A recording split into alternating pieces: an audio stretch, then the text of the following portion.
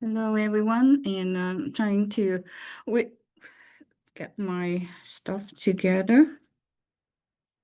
Okay, my name is Diana Yang, and if you don't know me, here's a little bit about myself. I'm CPA by training, and financial advisor is my second career. Starting the practice about 12 years ago. So here's my family. I have 2 kids. They're all grown. Today we're going to talk a little bit about the financial side of the education funding, how we're going to fund for college. We all know that college is so expensive. But you know what? Based on this is a magazine, the Ford magazine. The date is in 2023. Okay, and there were 3.6 billion of unclaimed Pell Grants. What does that mean? Is because a lot of people don't even how to fill it out FAFSA, or they just don't fill it out because they think, okay, my neighbors, my coworkers, we had the same income, we don't qualify, they don't qualify, and we don't qualify. So nobody filled it out, and then if you don't fill it out, you will get 0 aid, financial aid. So this is things that has been going on. I found an exactly similar article that was published in 2018. That was 5 years before this article, and they're still saying about 3 billions of money sitting unclaimed. So the workshop is trying to teach the parents. There are a lot of aids there, but all you need to do is to file for it. So this is another topic that we have been doing it for a long time. And today's topic, I want to focus on the number side, So we all know that, college is just going up and up and up. State college is probably going up 4%, say so, right? 4%. And private college about 6 to 7%. Yeah, so it's pretty deep. You talk about 6%, 7%. If you have a kids 8 years, so 10 years your college. MIT is $80,000 a year, so it's 160,000. It's double the amount, right? So we take a look at the 2023-24 tuition plus room. On the left side, that is mostly private school. Princeton is 83, MIT, 82,000, 83,000. On the right-hand side is what we call some of the public school. UC Berkeley, 75,000. That's a lot. UCLA, 71,000. These are like Ivy League school now, the price. So this, of course, this is the outer state, but we're living in Connecticut. If you want to send your kids to UC Berkeley, it's $75,000. That is equivalent to the Ivy League school. So it's not cheap. I want to actually get an example. A lot of people say, okay, I have a kid 10 years old. So how I'm going to calculate financial aid? Get an example. Let's say I have a 4-year-old, not a 10-year-old. Let's say I have a 4-year-old, right? So going to college in 14 years. And how are you going to prepare for college? How much do you save? Enough. So I'm going to do a hands-on Blackboard exercise, and I don't think I can do it on Zoom, but I'm going to turn off the recording right now. So I can work on the whiteboard. So we'll be back.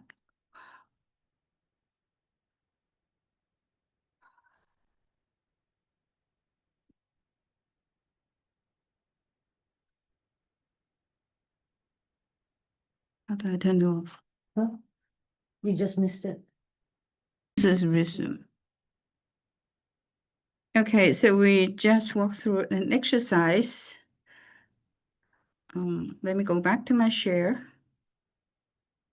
If we have a kids 4 years old going to college in 16 in 14 years, so we just work out the numbers. And I'm sorry I can't do it on Zoom, but if you need that piece of information after this video, you can contact me.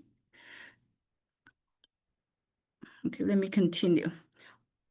So how we're going to fund our education? So I'm going to leave the financial assistance, the financial aids in the last part. But just from a parent perspective, how are you going to fund your education? There are 3 tiers of education funding. Tier 1, which we call it the 529 in Coverdell account. Tier 2 is the UMA, the UTMA, the UTMA and UTMA accounts. Tier 3 is alternative funding. It can be your home equity, it can be your traditional IRA, it can be your life insurance policy, home cash value, it can be your brokerage account. So a lot of people default, and I talked to a lot of parents, default tier 3. So tier 3, it's actually, I'm going to go through it. And a lot of people don't put it in 925, right? And when I ask them, why don't you put it in 925? 529, I'm sorry. Why don't you put it on 529? They said, well, because the investment is so limited and there are not a lot of choice. So let's talk about what is the difference of 529 and Coverdell. Okay, so Coverdell is also an education tier 1 funding. So we talk about 529 first, okay? What is the good things about 529? So number 1, now we need to understand all this college funding, 529 in Coverdell, it's not tax deductible. You cannot say like, okay, my IRA, I put it in 529 and tax deductible. No, you can't get tax deduction for 529. Okay, but you can take a tax exclusion, annual tax exclusion, $19,000. Let's say you have grandmas wants to fund the 529 for your kids going to college. So grandma can actually exclude $19,000 for their exclude for the gift tax. Don't have to pay for tax, okay?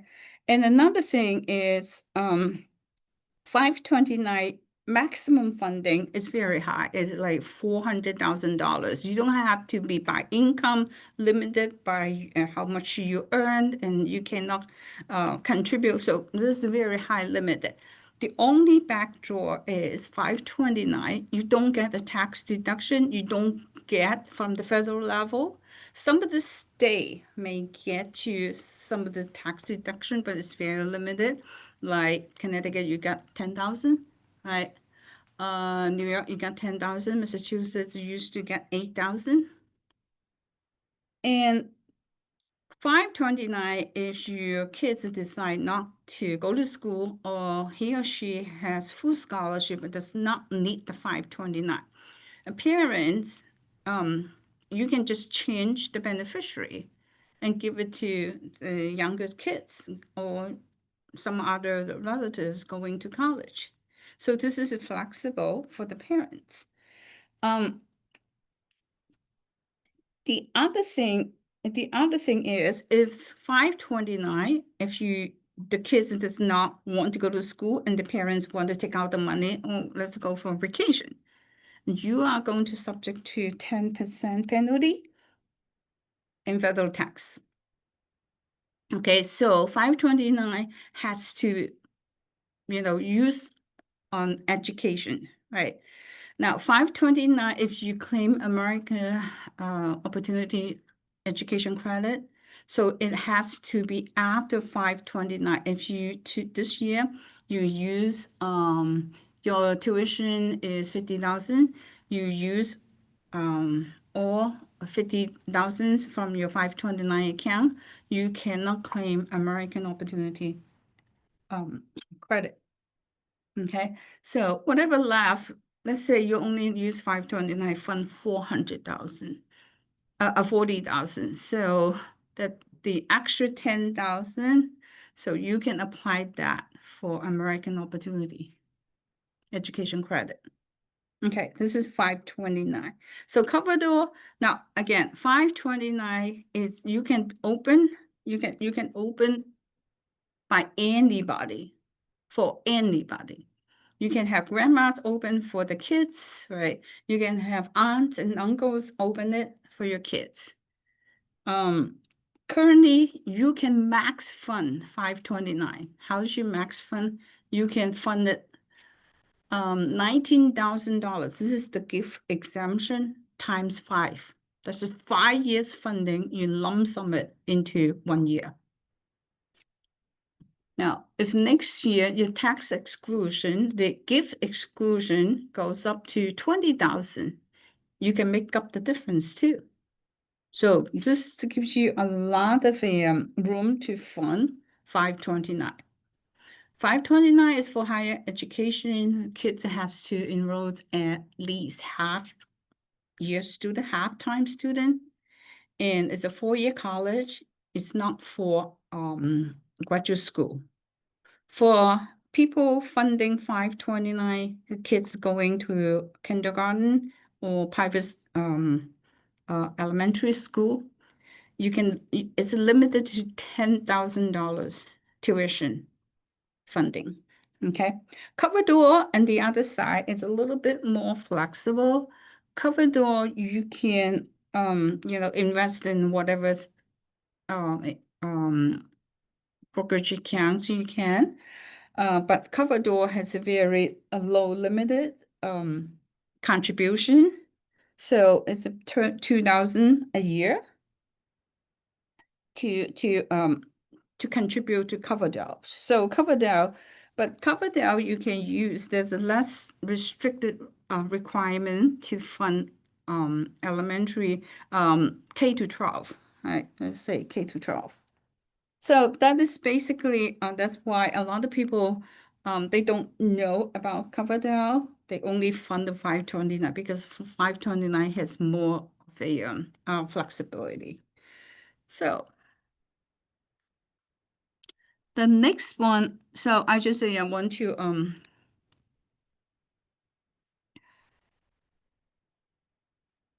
how do grandma, grandpa sell? I just talk about the super funding, 529, 5 years funding, 5 times 19,000, and you can put the lump sum and super fund the 529.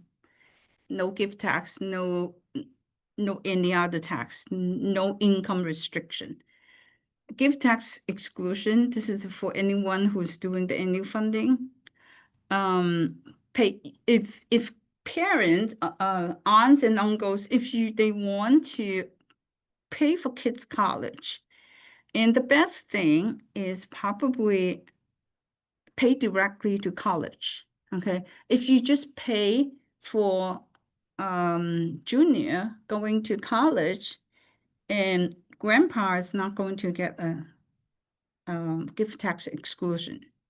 But if you pay directly to college for junior going to offset his college tuition, you will get, grandpa, you will get a tax exclusion, a gift tax exclusion.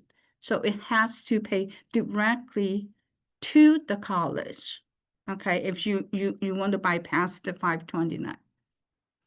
529 April account is for kids that has learning disability or other disability, right? So you have a disabled kids. And the 529 April, you can set it up before the age of 26. Okay. And 529 April enable them to use that account, not just restricted to tuition. You can rooms and boards and supplies and some of the even some of the basic living expense. Okay, this is the 529 April. Tier 2. Tier 2 funding.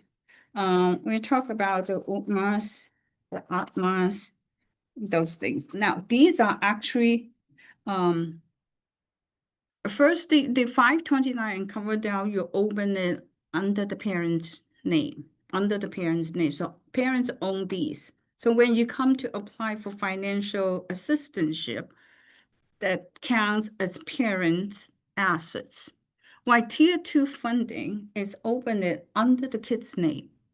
This is the kid's assets. When some, some people say, what is that difference? It's a huge difference. If it's under the kid's name, it's kid's assets, it's kid's brokerage account, basically. That counts about 50%. About 25%, sorry, about 25% towards your financial aid formula as parents, family required contribution. While parents' assets is only count up to about 6%. Okay, so it's very important whose name is under. So these UTMA, UGMA are all kids' accounts. Okay, now Tier 3 funding, people use their Roth IRA, backdoor the Roth IRA, take some of the traditional IRA.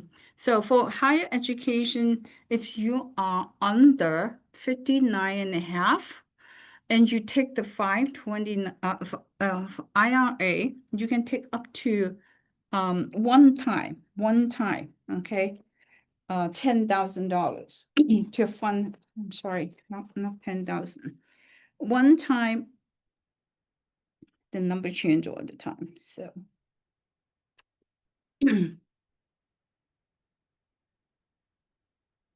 there's a limit for the IRA accounts. So Tier 2, Tier 3. Just a second, okay. I just need to find that number.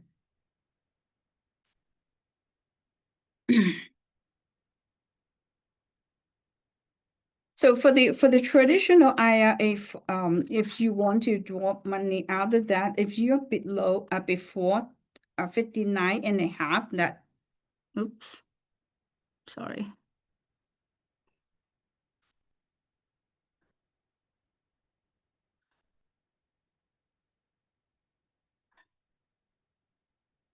You got to pay attention to, you may subject to 10% of the penalty. You can use home equity too. A lot of people, have pay off majority of their mortgage. They can, get a home equity. But again, you have to pay attention to the interest rate of refinancing your home. Okay. For SAP and Simple, actually, you don't have penalty if you want to take out one time for education. Brokerage account, of course, brokerage account is very easy to access, but again, brokerage account, every time it comes out, it's going to be taxable, right? So you're going to pay capital gain tax before you pay for education. The same as the traditional and the simple IRA, you have to pay income tax, maybe penalty, before you can fund kids' educations. Okay. And then there's another thing is cash value. So a lot of people, have some permanent life insurance. These permanent life insurance, now the kids are growing up. So, the family protection needs decrease. And at this point, they said, hey, maybe I can, use some of my cash values build up in my life insurance policy and to fund kids' education. So that is that's a very good idea. Let's take a look at this person. Let's say he is 39 years old. Okay.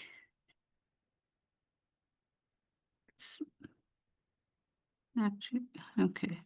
So have some have a plan that he's going to fund, two kids' education. So he puts on, use the max funding. This is one of the method to fund now. You don't have to, put up that much money if you don't have to.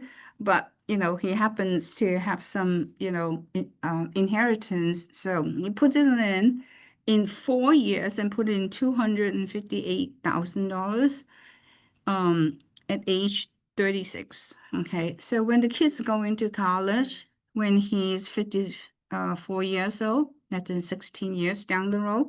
So he pulled out $40,000 a year for two kids, total for 8 years and $320,000. And so his life policy decreased, but that is okay because he doesn't need the life policy. The kids are growing up, right? So, but after he pulled all this money out, his life policy actually is not totally depleted. So he still have $670,000 life policy. And at the end, let's say if he passes 70 and not 80, still have a 640,000. So that's another way of funding the education. Any questions so far? Okay, all right. So let me just finish it. I did a little comparison, and some people say, what about if I put in 529 in versus I put all the money here. So grandma has some money.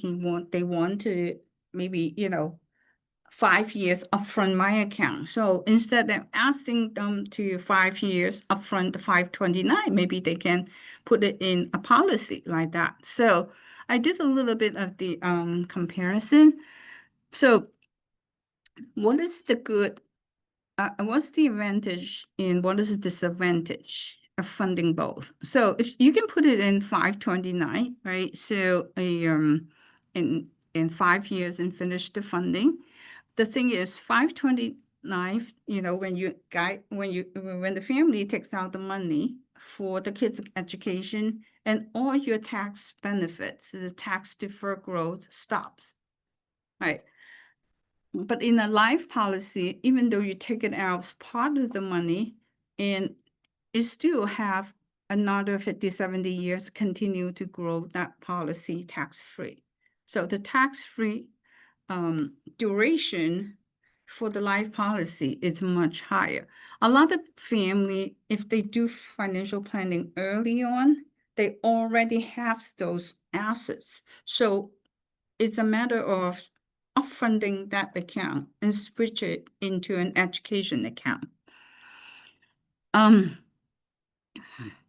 It's very flexible and during the life policy. If junior decide not to go to college, you don't have to find another recipient to take over the 529 accounts.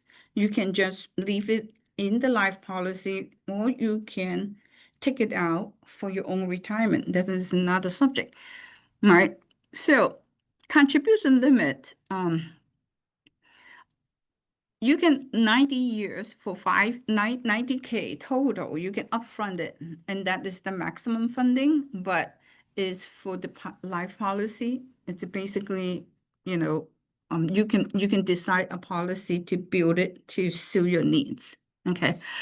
Asset protection and state protection, and this is all the for the 7702, the life policy. Okay. Scholarship. So in the beginning of the workshop, I talked about a lot of people didn't even fill out 529. So basically, financial aid comes in different shape and size, right? The best one is the grants, because the grants you don't have to pay back, right? And student loans, it's kind of assistantship, but you have to pay back. There are different kinds of student loans, right? There are staff loan, there are parents guarantee loan, that type of thing. Scholarship, you also don't need to pay back, but you had to be merit, right? And you have to be a good kid, very, very smart kids. Work study program is also comes with as a aid package, enable you to work in school and earn your tuition-free class.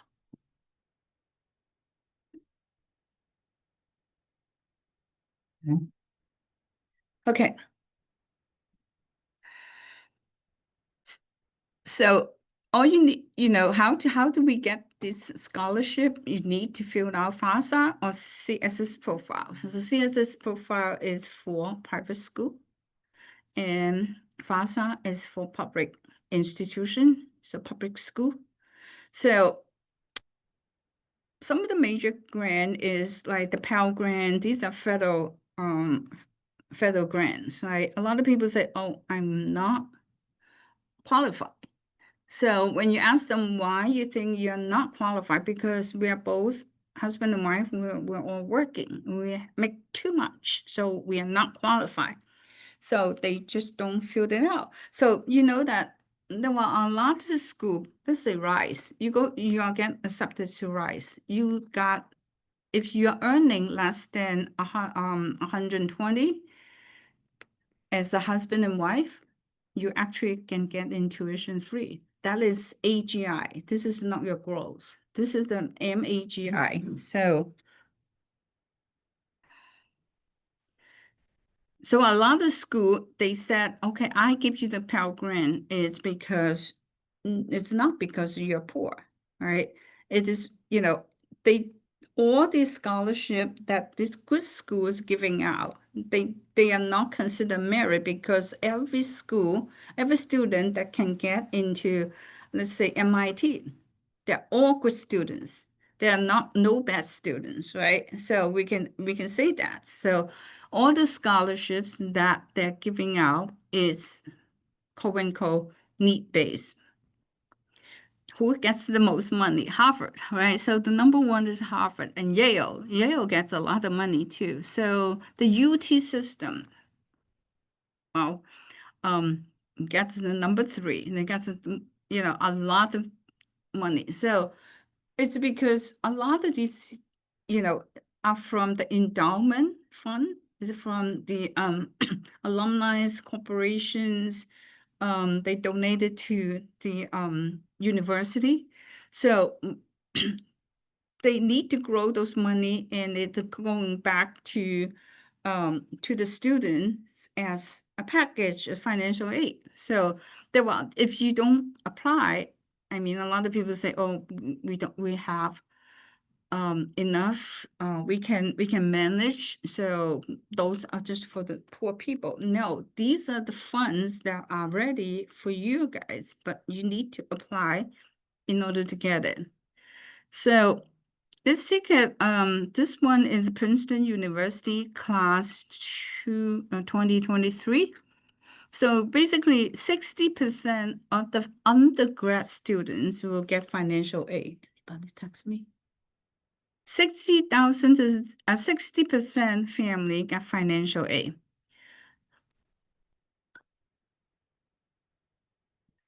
Now, if you are earning between 160,000 and 180,000, you get almost 100% qualify for 47,000. That is 91% of your tuition. Now, if you're earning over 250,000 as a couple, as a family, this is MAGI again, okay? You got about $25,000, about equivalent to 40% of the tuition. And the possibility of you getting that money is 34%. Okay, this is from their website. Okay, so how do you calculate how much you're going to get? This is the formula. It's called EFC formula. Cost, this is the cost of tuition minus expected family contribution equals to financial aid. That's how they design your package. We cannot change cost, right? You can change the school. You don't have a choice for cost. That's their tuition. EFC, by planning, you can basically, lower your EFC and hopefully you can get a bigger package. So this is EFC, it's parents' assets, 3 to 6% they counted in. This is 3% is basically public college, 6% private college, parents' income, 12 to 20%. Kids' income, 50%. Kids' assets, 20%. So when we talk about the UTMA, those are kids' assets, right? This is like a kids' brokerage account. Those counts 20%. So that's why people put money in 529, which is parents' assets. It counts about 3 to 6%. Okay? So where you put the money, where you invest those funds is very important. Also, all your bank account, all your brokerage account are all into parents' assets. And we also talk about the alternative assets to fund. Some people put money in brokerage account. So brokerage account will count as 100% parents' assets. Okay. Retirement accounts, that's another formula for private school. Private school will count part of that into as the parents' assets. So make sure you pay attention to your EFC. So your EFC is 2 years of your prior year's tax return and 1 year's estimate of this year's tax return. Okay. So in a nutshell, okay, so FASA, what is included as parents' asset? Your savings account, your rental property, your brokerage account, your stock, your UTMA, your UTMA, right? It's right here. Prepaid tuition, 529, these are all parents' assets. Coverdell, we just mentioned Coverdell. Now, CSS may include your non-qualified annuity or your primary home, or sometimes some of your retirement accounts. Okay, most of the school exclude life insurance cash value. That's why life insurance cash value is a very good funding source for college, because they don't show up on your FAFSA or CSS profiling. And then the rest of them are retirement accounts. Okay.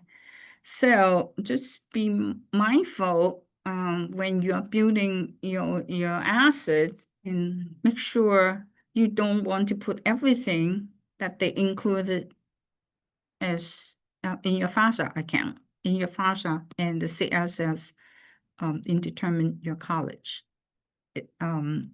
College scholarship eligibility. Okay, it was just to help. This is one of my clients, and we just, they have their small business owner have 2 gas stations. They show the gas station. So they do some preparation, put aside the cash, and the daughter actually got accepted 2022 full scholarship, Georgetown University. Okay, Georgetown is $84,000 a year. So parents only pay $1,174. And that's their first daughter, their only daughter going to college, right? The family basically paid nothing.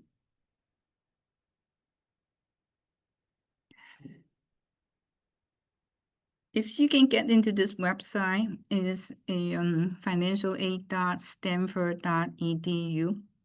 They actually tell you how to change your asset allocation will affect your scholarship.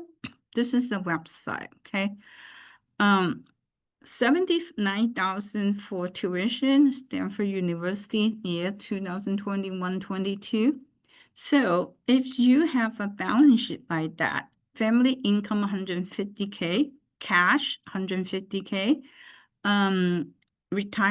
investment, retirement account 200K, non-retirement account 450K. So if you input this one, it will come out, will show you, okay? It will show you, can you see these? Maybe, okay. So your need-based scholarship, let's take a look at this, okay. You get 28,500. Student work study, 3,500. And student and parents contribution. This is what actually paid out of your pocket, 47,000. Okay, this is when you put a lot of money into your bank. This is your checking account and your non-retirement account. Let's do an asset allocation. Okay, so here, this is the same parents. Now, they take a little bit of planning. Family income, still the same. You cannot say, okay, senior, junior, you're going to school. Mom is going to stay home. So you don't have to pay. It doesn't make sense, right? In order to get scholarship. But you can allocate some of the cash balance in your checking account to somewhere else.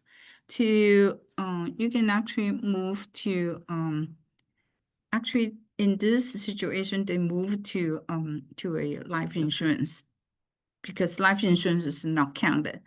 And then the retirement accounts do the same. They cannot move. Non-retirement account, they also move the 250K to the life insurance. Let's take a look at that picture. Still, 79,000 is tuition. Now, parents' contribution dropped to 18,900. Now, they got a lot of need-based scholarship, which is 56,000. So comparing the previous one, your parents' contribution dropped from 47,000 to 18,000, 19,000. When you move to like your life insurance, you have to stay in the insurance policy for how long you have to stay in the insurance policy? I didn't get it. Let's hold on to it. We'll get to the end, okay? We'll get to the end. Okay, your action plan is not plan when the kids are going to school next year, right? Your plan is to plan as early as possible, but you definitely need to have a mind that if there's a need for some asset allocation in order to achieve financial aid eligibility, more financial aid eligibility, right? So this is definitely a lot of the planning goals focus. These are some of the useful links. You can check it out, including this link. I really like this link. This is the financial aid.stanford.edu. Of course, this is only for Stanford, but they build a very good portal, and you get a sense as to what is counted directly against my family's eligibility to get more financial aid. Right, so you definitely can get a sense from that. All right, so I am pretty much done today. This is my connection. If you like, and my WeChat is on the left-hand side. And again, I don't take telephone call. So if you want to get me fast, WeChat or text me. So I'm going to close the recording. And this is questions. Okay, so.